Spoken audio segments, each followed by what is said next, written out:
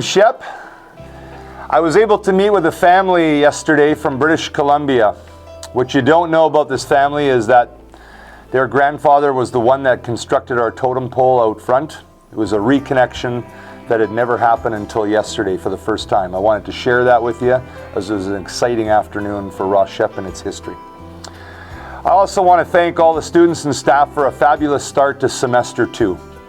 In the 2 years that I've been at Shep, this is the most confident I've been about many things in our school. I'm proud of our students for their leadership and advocacy to support school community.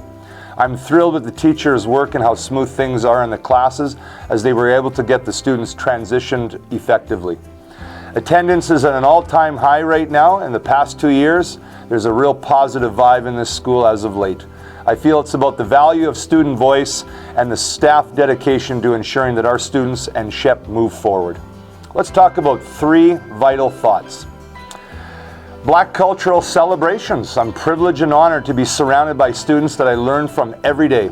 If you think about the functionality of a school and its rewards, it's not teachers just teaching students. It's students and all staff learning to collaborate and move forward together. I was able to take part in an anti-racism forum yesterday with some of our very own students, and I'm just in awe of our talented and skilled students. What has this February 2022 brought to us? A new Black Students Association where we're all going to celebrate our diversity, embrace the gifts we have to work together moving forward. Next vital thought, parking. I know this has been a real source of contention with many. We've sold about 22 spots to students at this time. Currently, there will be no parking challenges until March 30th. When we return from spring break on April 4th, things get a little messy.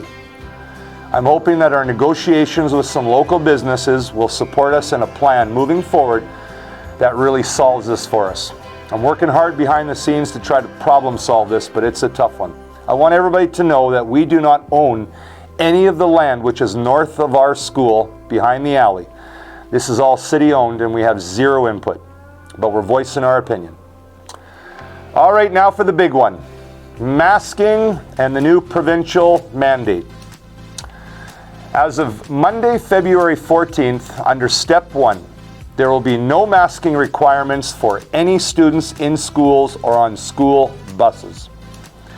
School boards were previously empowered to go beyond provincial health requirements to mandate masking. That power has been rescinded from the provincial health orders and the supporting documentation from Alberta Education, as indicated in a recent letter from the Minister of Education. According to the province, the school boards will not have the authority to require students to be masked while attending school or riding a school bus. Our division, Edmonton Public, continues to encourage the wearing of masks to help protect our collective health and safety. All students will be respected for their choice related to masking, regardless of what that choice is. In the interim, staff, volunteers, parents, and all other adults will be required to wear masks in all division schools until Step 2 of the provincial plan. The tentative date for Step 2, which includes the removal of all mask mandates, is set for March 1st. Safety measures. The division will continue to approach COVID-19 safety protocols in a layered manner, using a number of different protocols. Daily health screening for students and staff before coming to school is still required under the provincial legislation, and cohorting remains in place for the time. We remain committed to hand hygiene requirements, enhanced cleaning and disinfecting in schools, well-maintained ventilation systems. The division currently still has the authority to move individual classes online if needed to support operations. Let's think about the daily checklist. Have you been in a household contact of a case of COVID-19 in the last 10 days? A household contact could be a person who lives in the same residence as the case, or who has been in frequent long-duration, close-range interaction with a case of COVID-19.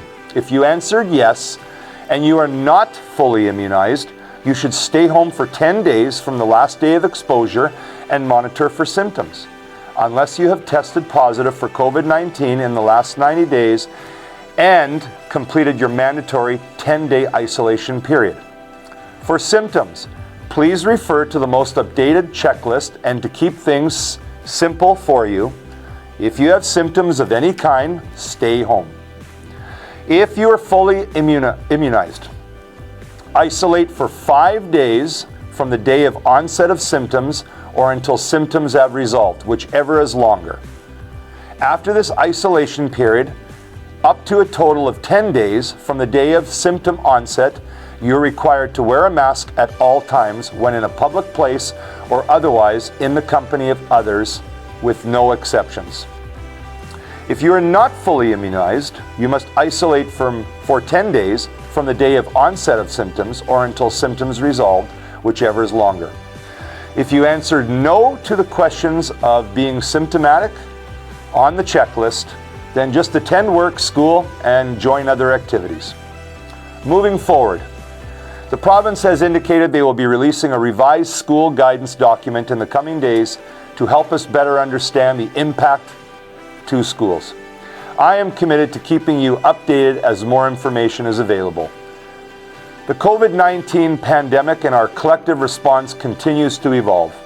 These times are challenging for us all. I am appreciative of the response that our student body has had through this pandemic. Sure, we've had the odd masking challenge, but let's be honest, everybody, to one another, this has been the most challenging and difficult time in our world together. We have endured 2 years of something we were not prepared for, and there was no rule book given to us to figure this out. After speaking with several students this week, in the past few days, I know that we will stand with compassion, kindness, and respect for others' personal space that still will be entrenched. Yes, there'll be some that don't wear a mask, and others will. I do believe that we will do what we know best for values and how to work together. This is not a place to blame, nor is it a place to divide any feelings or emotions, as everything can be discussed and solved through communication, collaboration, and support for one another. I want you to have a great weekend, Shep. Thank you for all you do to make this a very special place.